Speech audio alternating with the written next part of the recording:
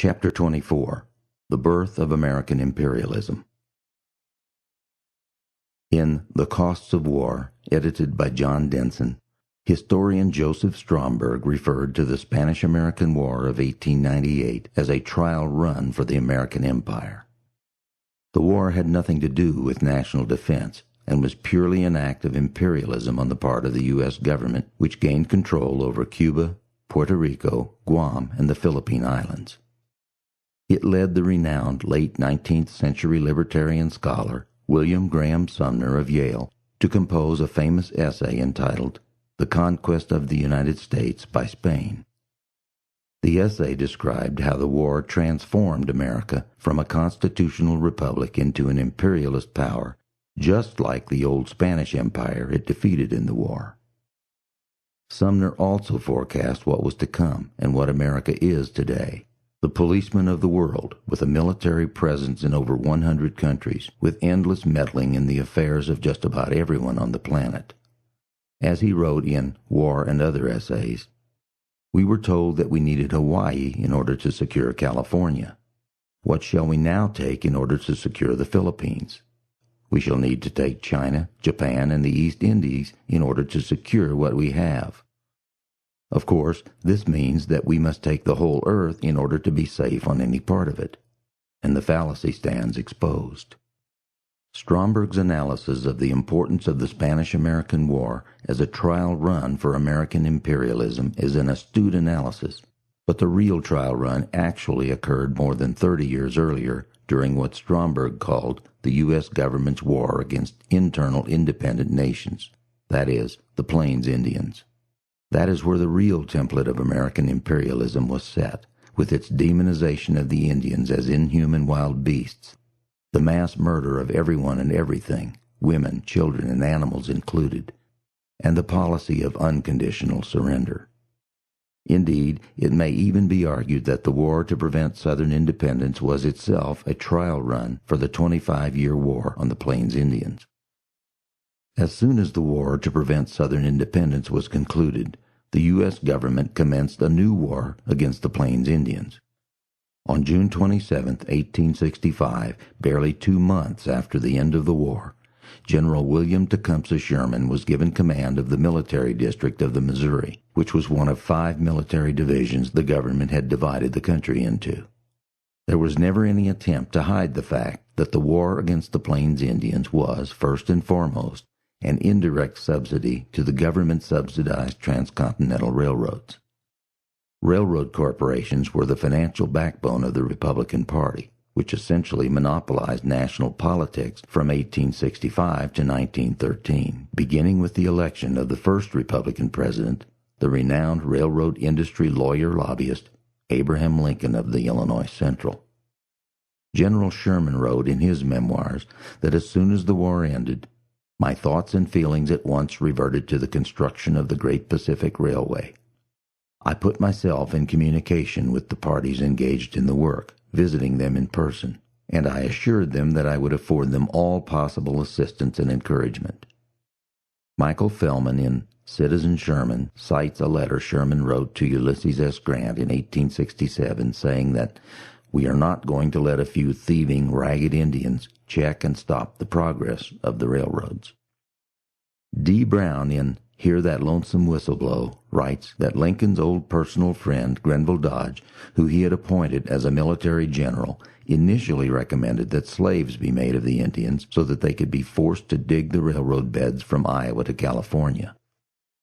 The government decided instead to try to murder as many Indians as possible, women and children included, and then to imprison the survivors in concentration camps, euphemistically called reservations.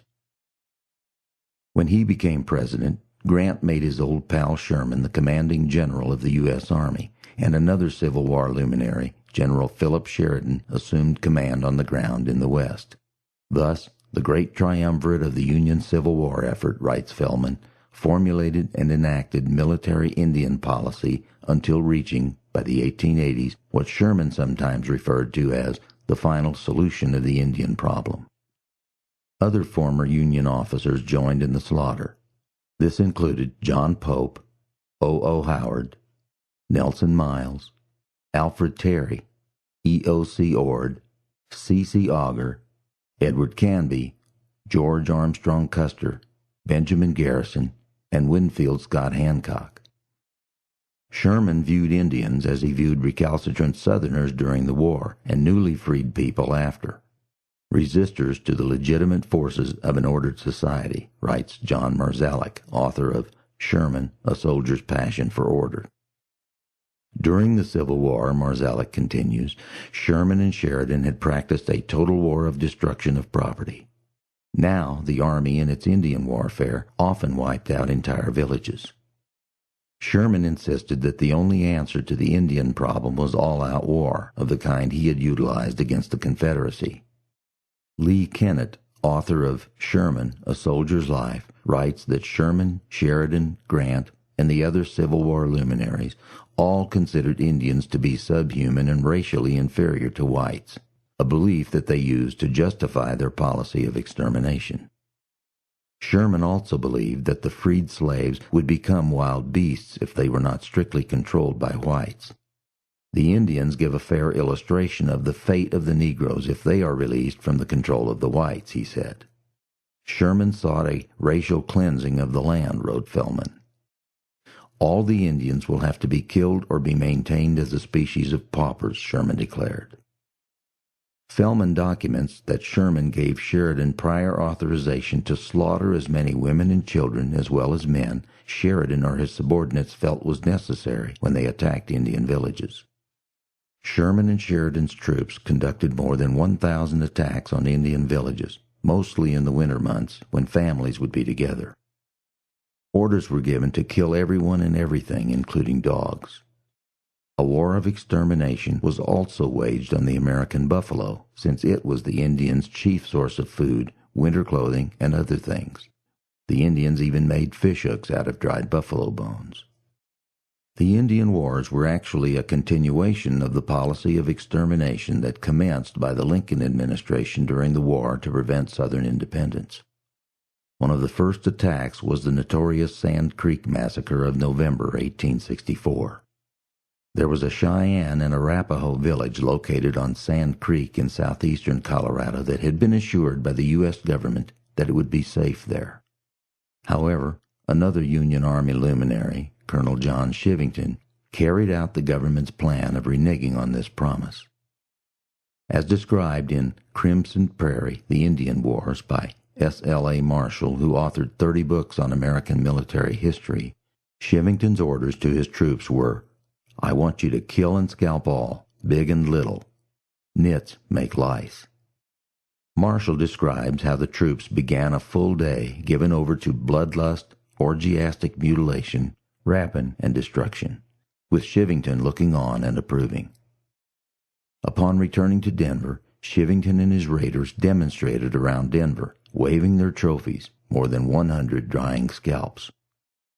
They were acclaimed as conquering heroes, which was what they had sought mainly. Colorado soldiers have once again covered themselves with glory, one Republican Party newspaper in Colorado proclaimed. An even more disgusting account of the Sand Creek Massacre is given in the famous book by D. Brown, Bury My Heart at Wounded Knee, An Indian History of the American West. When the troops came up to the squaws, they ran out and showed their persons to let the soldiers know they were squaws and begged for mercy. But the soldiers shot them all. There seemed to be indiscriminate slaughter of men, women, and children. The squaws offered no resistance. Every one was scalped. This type of a war of extermination or genocide was repeated hundreds of times from 1865 to 1890, when Sherman's final solution was finally realized.